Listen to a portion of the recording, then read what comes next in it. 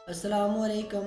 मैं Mohammad Nazim Hussain, IT education trainer bright future tech के platform से आपके साथ मुखातिब हूँ। जिस तरह bright future tech Azad Kashmir के अंदर मुख्तलिफ़ स्कूल्स में कंप्यूटर की स्पेशल ट्रेनिंग दे रही है, और इस हवाले से ब्राइट फ्यूचर टेक ने कश्मीर के मुख्तलिफ़ स्कूल्स में कंप्यूटर लैब बनाए और वहाँ पे बच्चों को हुनरमंद बनाने का मिशन इख्तियार किया। इस हवाले से जो मुकम्मल तौर पर कोर्स है, जो मुकम्मल तौर पे कंपनी के एक 22 लेवल का एजुकेशन प्लान है, और जो पहले हमारे 3 लेवल हैं, इनका मुकम्मल तौर पे कंपनी ने अदारों के अंदर जो टीचर मौजूद है उनको सिलेबस दिया गया है। अब जो अदारों के अंदर कंपनी का एक सिलेबस मौजूद है, उसके हर एक पॉइंट को, हर एक चीज़ को समझना बहुत ही ज़रूरी है, जो कि जब तक इस सिस्टम को, जब तक इस कोर्स को हमारे टीचर नहीं समझेंगे तो वो बच्चों को बेहतर अंदाज में काम नहीं करवा सकेंगे। तो सबसे पहले ब्राइट फ्यूचर टेक ने जो पहले 3 लेवल हैं उनके 2 सेमेस्टर बना दिए।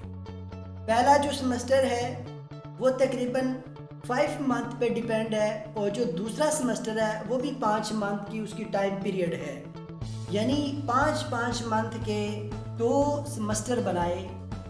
अब जैसे हमारे पास पहले 3 सॉफ्टवेयर हैं, तो पहले 3 सॉफ्टवेयर तकरीबन हम पहले 5 मंथ के अंदर 60 to 80% कंप्लीट करवा देते हैं। उसके बाद जो सेकेंड सेमेस्टर स्टार्ट होता है उसके अंदर हम प्रोजेक्ट बेस करवा के उसको 100% कर देते हैं, और इस तरह हमारे 3 सॉफ्टवेयर से लेके 5 सॉफ्टवेयर के दरमियान जो चीज़ें हैं वो 1 साल के अंदर बच्चे यानी उस टारगेट को अचीव कर लेते हैं। तो इस हवाले से जो आज मेरा लेक्चर 1 है, इसको समझना बहुत ही ज़रूरी है, क्योंकि बिल्कुल ज़ीरो से ये समझ लें कि लेक्चर स्टार्ट है, और आप पहले दिन जब अदारे कंपनी के साथ रजिस्टर होगा और आप इन तमाम चीज़ों को समझेंगे तो आप एक बेहतर अंदाज में क्लास को समझा सकेंगे और बच्चों को भी मोटिवेट कर सकेंगे। तो याद रखें कि सबसे पहली चीज़ कि जब भी आप कंप्यूटर लैब में जाएंगे, यानी जब भी कंपनी आपके अदारे में कंप्यूटर लैब बनाएगी, तो सबसे पहली जो एक्टिविटीज़ आपने करवानी है वो लैब के रूल्स एंड रेगुलेशन हैं। यानी आया बच्चा जो लैब के अंदर आएगा उसके लिए क्या कवानीन है, और वो किस तरीके से आएगा लैब के अंदर, और वो क्या क्या चीज़ें समझना उसके लिए ज़रूरी है, इसकी मुकम्मल तौर पे यानी जो सिलेबस है वो कंपनी ने दिया हुआ है, जिसकी मैं यहाँ पे थोड़ी सी डिटेल भी आपको समझा देता हूँ। तो यहाँ पे आप सबसे पहले देख सकते हैं कि जो हमारे लैब के रूल्स एंड रेगुलेशन हैं वो यहाँ पे मेंशन है। तो ये देखें कि जब बच्चा आपके यानी लैब के अंदर आएगा तो सबसे पहली चीज़ कि आप उसको सिखाएंगे कि take a permission first and then enter in computer lab and से अस्सलामु अलैकुम, कि बच्चा एक परमिशन लेगा बाहर से इंटर होने के लिए, यानी बाहर से जब वो इंटर होगा लैब में तो वो सबसे पहले परमिशन लेगा और वो बोलेगा अस्सलामु अलैकुम। सबसे पहली चीज़ जब भी आप क्लास स्टार्ट करेंगे, यानी फर्स्ट डे है आपका क्लास का, तो आप कंप्यूटर में कोई चीज़ नहीं करवाएंगे। सबसे पहली चीज़ बच्चों को लैब के रूल्स एंड रेगुलेशन करवाएंगे।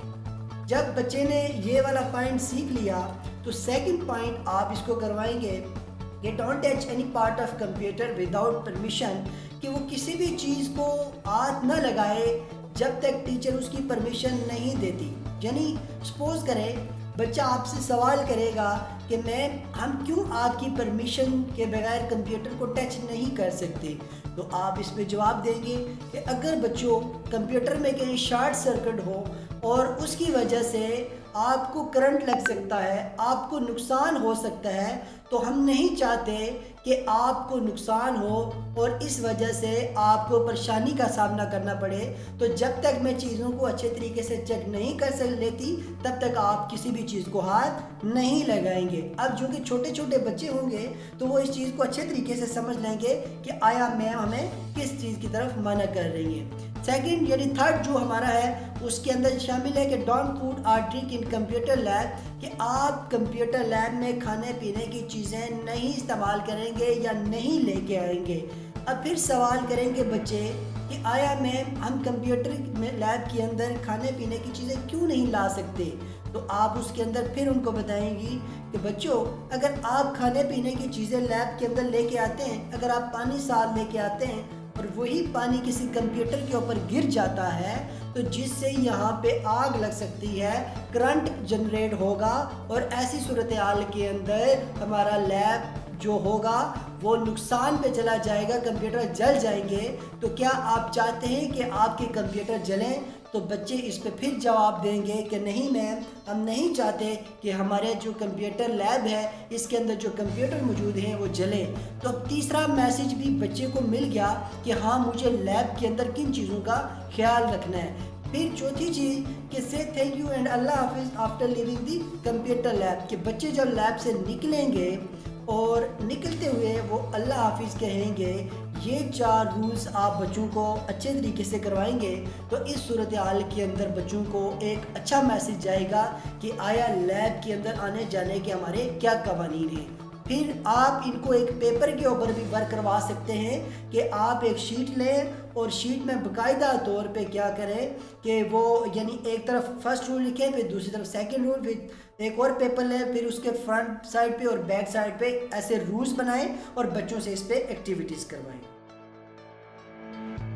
इसके बाद सेकंड पार्ट हमारे पास आ जाता है benefit of computer after learning, यानी आप बच्चों को सबसे पहले ये चीज़ समझाएंगे कि आया कंप्यूटर सीखने के बाद हमारे क्या फ़ायदे हैं, हम क्या यानी बन सकते हैं। तो जिस तरह हमने सिलेबस के अंदर एक मुख्तसर से पॉइंट दिए हैं वो आप वहाँ से देखेंगे और बच्चों को वो समझाएंगे कि आया कंप्यूटर सीखने के बाद हम क्या बन सकते हैं और क्या कर सकते हैं। तो ये मेन चीज़ है कि आप बच्चों को इस मिशन पे बनाएंगे कि आया हमारा मिशन क्या है। यानी पहला रूल्स तो हमने सीख लिया, लेकिन सेकंड पॉइंट के अंदर कि हमारा मिशन क्या है, कि आया हम कंप्यूटर सीख के क्या बन सकते हैं और क्या कर सकते हैं। ये चीज़ समझना बहुत ज़रूरी है। जब तक बच्चों को अपना मकसद ही नहीं पता चलेगा तो वो कभी भी इस चीज़ को नहीं सीख सकते और ना ही वो इस चीज़ पे अच्छे तरीके से काम कर सकते हैं, वो जल्द इसमें बोर हो जाएंगे। तो सबसे जो यानी सेकंड पॉइंट है उसके अंदर उनको मिशन बताएं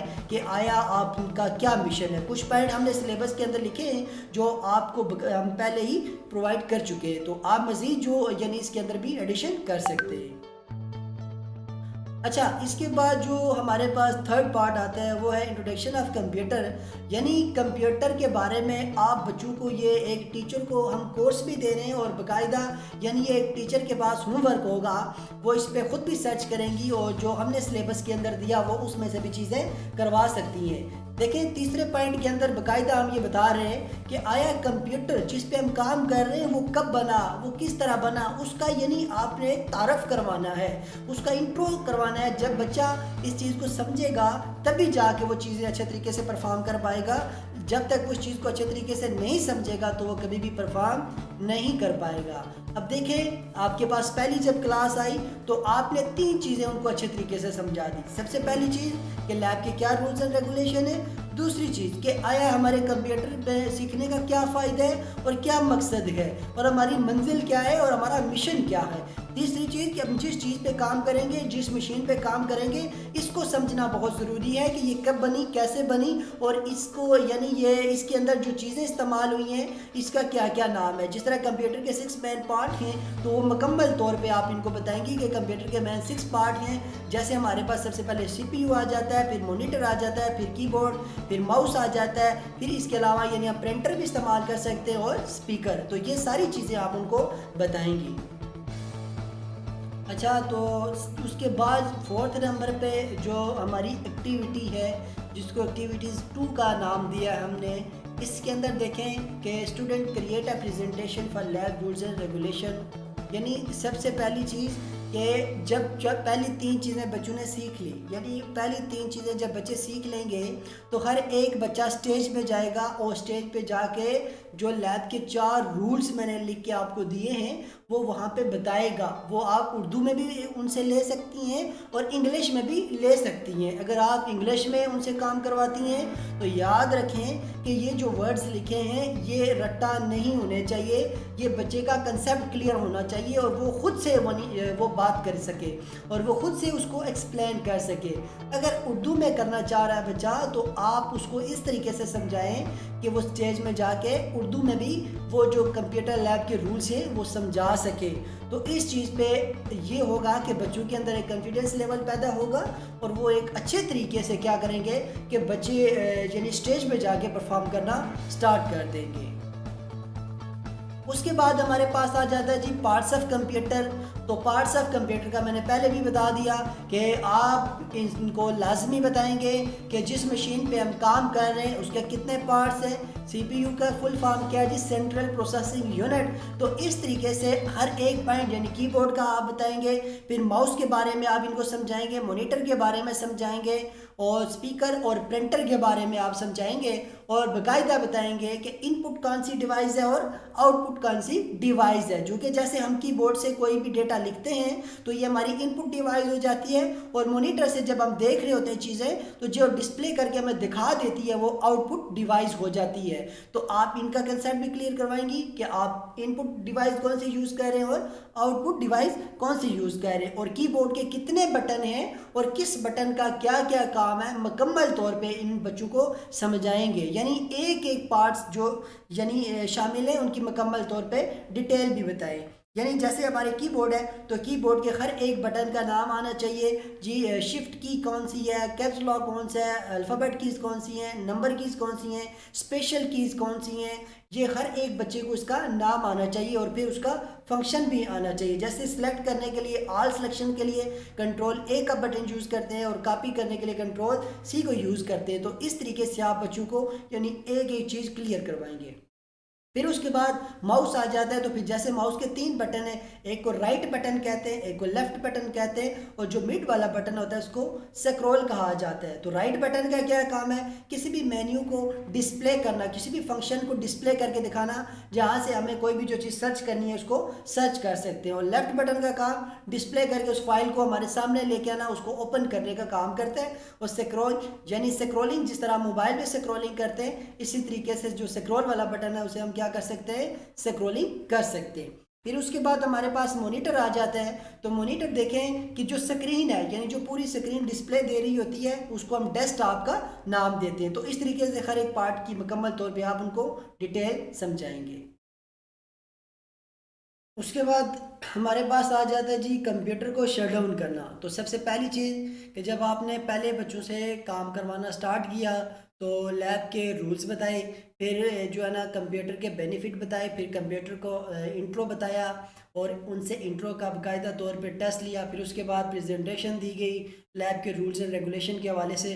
फिर कंप्यूटर के जो पार्ट्स ऑफ कंप्यूटर है यानी कंप्यूटर के कितने पार्ट्स हैं वो समझाएंगे। अब देखिए कंप्यूटर के पार्ट्स तक बच्चों को समझ आ गई कि आए इसके आगे कैसे बैठना है, किस पार्ट्स का क्या काम है और इस पूरी मशीन को क्या कहते हैं।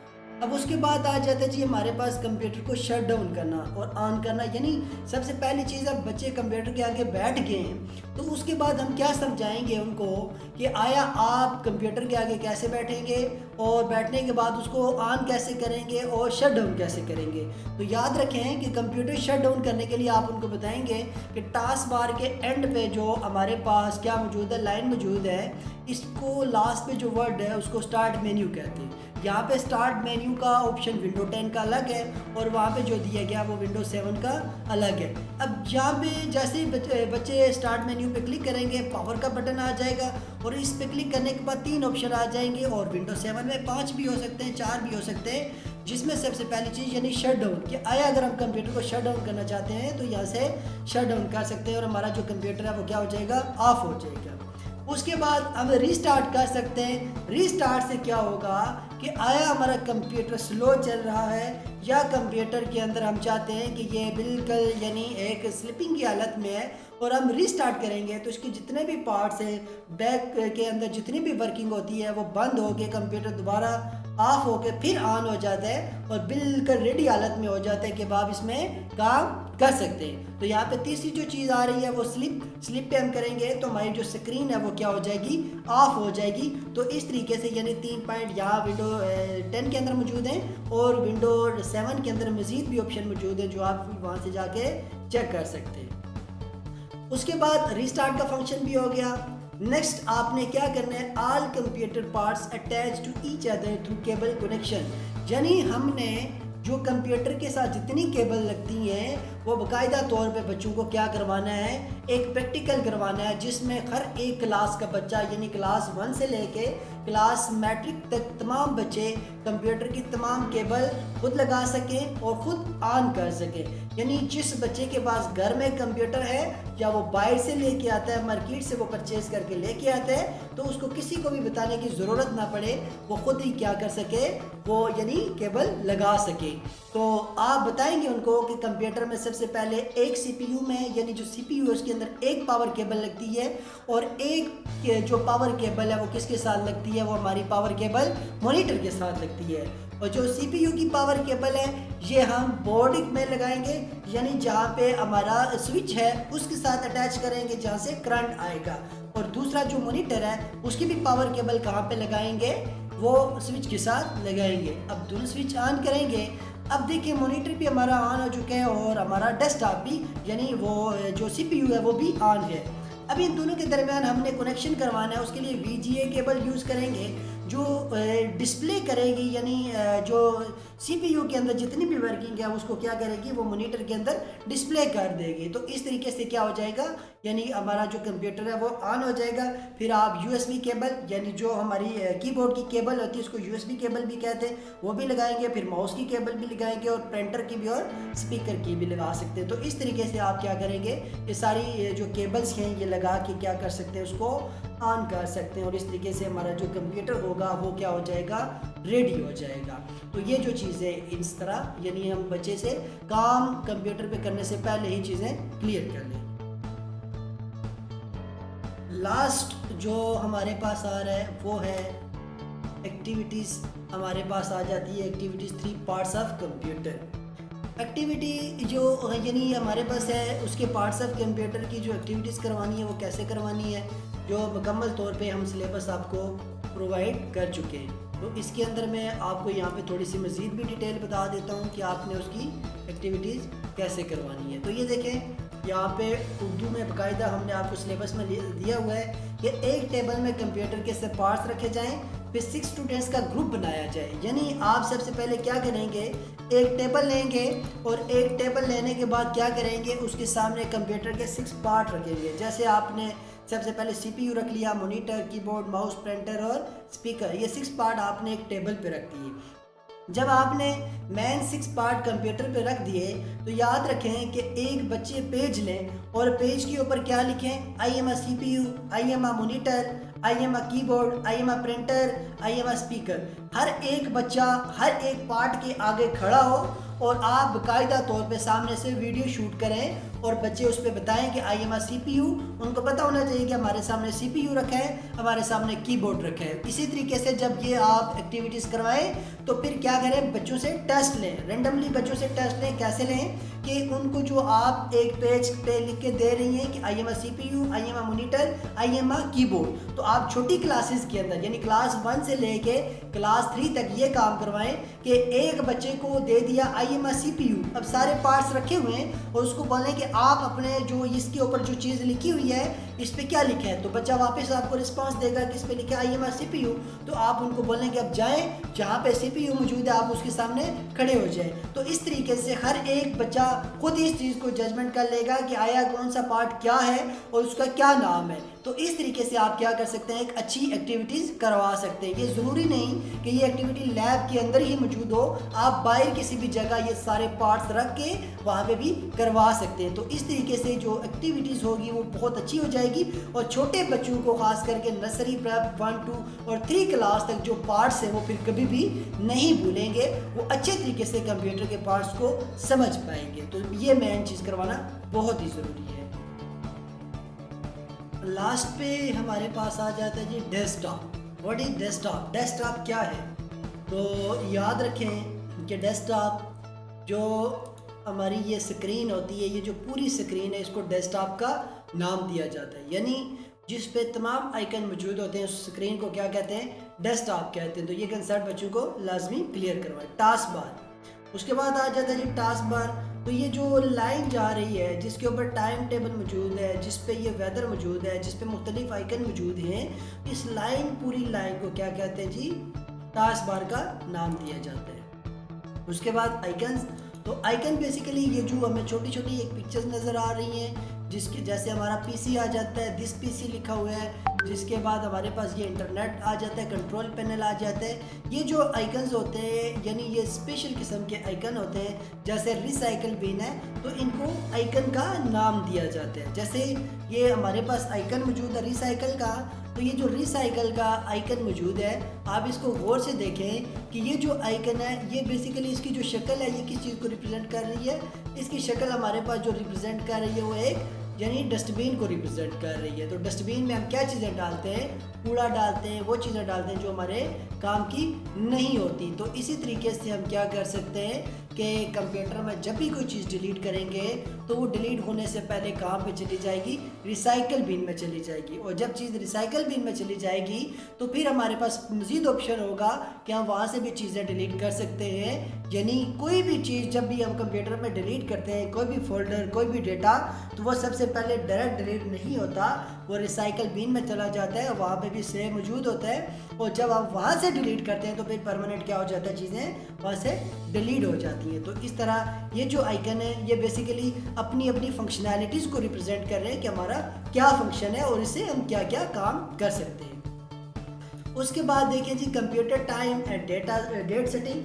तो ये जो मेरे पास यहाँ पे टाइम आ रहा है विंडोज 7 के ऊपर, जिस पे जहाँ पे विंडोज 7 यूज़ करते हैं लोग, वो विंडोज 7 पे यानी क्लिक करेंगे तो यहाँ पे टाइम की सेटिंग आ जाएगी। ये विंडो 10 है और इस पर थोड़ा एडवांस लेवल होता है। यहाँ पे इसकी यहाँ पे सेटिंग नहीं आती, यहाँ पे हम राइट क्लिक करते हैं और यहाँ से इसका टाइम जो है एडजस्ट कर सकते हैं, यानी यहाँ पे जाके इसके टाइम को हम एडजस्ट कर सकते हैं। तो इस तरीके से आप अपने कंप्यूटर की जो टाइम की सेटिंग है वो भी कर सकते हैं। उसके बाद आ जाता है हमारे पास mouse right menu button functionalities और रिफ्रेश की फंक्शनैलिटीज़ क्या है जी, और डेस्कटॉप में फोल्डर क्रिएट करना कैसे क्रिएट करते हैं। तो पहला लेक्चर हमारा यहाँ पे कंप्लीट होगा, उससे पहले मैं माउस राइट मेन्यू की फंक्शनैलिटीज़ समझा देता हूँ। तो सबसे पहली चीज़ यहाँ पे देखें कि हम राइट क्लिक करते हैं तो ये जो पूरी फाइल मेन्यू फाइल आ जाती है ये बेसिकली राइट क्लिक करने से आती है। तो सबसे पहली चीज़ हमारे पास व्यू आता है। तो व्यू पे हमारे पास क्या क्या चीज़ें मौजूद होती हैं, जो मेन चीज़ें हैं वो मैं डिस्कस कर लेता हूँ। तो सबसे पहले लार्ज आइकन, यानी अगर हम चाहते हैं तो हमारे जितने भी आइकन है वो क्या हो जाएंगे? लार्ज हो जाएंगे। अगर मैं यहाँ पे मीडियम पे क्लिक करूँगा तो सारे मीडियम हो जाएंगे। अगर मैं यहाँ पे स्मॉल पे करूँगा तो याद रखें मेरे सारे जो आइकन हैं वो क्या हो जाएंगे? स्मॉल हो जाएंगे। इसी तरीके से क्या कर सकते हैं? शो डेस्कटॉप आइकन पे क्लिक करूँगा तो सारे गायब। यानी शो डेस्कटॉप आइकन इसलिए यूज़ करते हैं कि अगर हमारे छोटे बच्चे कहीं स्क्रीन के ऊपर जो हमारा कीमती डेटा मौजूद होता है वो उसको डिलीट करने की कोशिश करते हैं या उसको छेड़छाड़ करते हैं, तो हम यहाँ से शो डेस्कटॉप आइकन का फंक्शन क्रिएट करके पूरे आइकन को यानी वो बैकग्राउंड पे लेके जा सकते हैं। और इसी तरीके से अगर ऑटो अरेंज आइकन ये क्लिक है यानी यहाँ पे टिक का निशान बना है, इसका मतलब है ये लॉक है। लॉक से क्या होता है जी कि ये देखिए ये जैसे मैं फोल्डर है इसको खींच रहा हूँ तो ये यहाँ पे नहीं आ रहा। क्यों? क्योंकि ऑटो अरेंज आइकन से ये लॉक है। अगर इसको मैं लॉक को ख़त्म करता हूँ, जैसे ये मीडिया वाला इधर लेके आता हूँ, नाजिम वाला फोल्डर इधर लेके आता हूँ, पाक उर्दू इंस्टॉलर इधर लेके आता हूँ, तो इसी तरीके से अगर मैं किसी फर्द को पूछूँ कि ये मुझे बताओ कि ये पाक उर्दू इंस्टॉलर कहाँ पे था, तो वो अगर बाहर से शख्स आया अगर कंप्यूटर के आगे अभी बैठ रहा है तो वो नहीं बता पाएगा।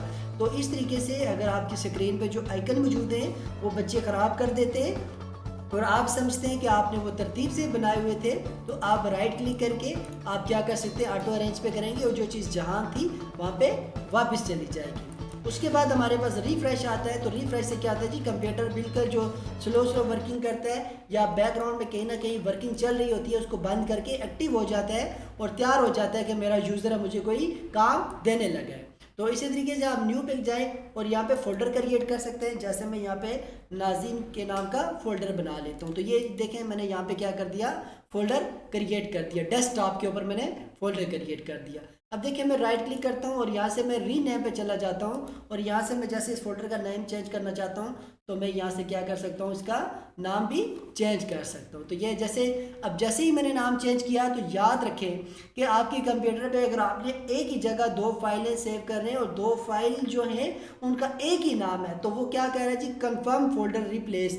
ये जो आपका फोल्डर है ये रिप्लेस हो जाएगा जो आपने पहले नाजिम हुसैन का या नाजिम के नाम का यानी एक ही नाम का जो फोल्डर बनाया उस पर क्या हो जाएगा, वो सेव हो जाएगा। तो इसी तरीके से हमें क्या करना पड़ेगा कि इसका जो नेम है वो थोड़ा सा चेंज करना पड़ेगा। जैसे नाजिम 1 में कर देता हूँ तो ये क्या हो गया, ये चेंज हो चुका है। अब इसी तरीके से मैं इसको कॉपी करना चाहता हूँ तो याद रखें पहला कॉपी करने का तरीका ये है कि कंट्रोल से यानी राइट बटन क्लिक करें और यहाँ से कॉपी करें और फिर डेस्कटॉप पे क्लिक करके पेस्ट करें तो ये क्या हो जाएगी, कॉपी हो जाएगी। तो यहाँ से आप इसका फिर भी जो है ना रीनेम भी कर सकते हैं, यानी यहाँ से आप क्या कर सकते हैं, इसको रीनेम कर सकते हैं। ये यहाँ से रीनेम आप कर सकते हैं और यहाँ से आप इसको डिलीट भी कर सकते हैं।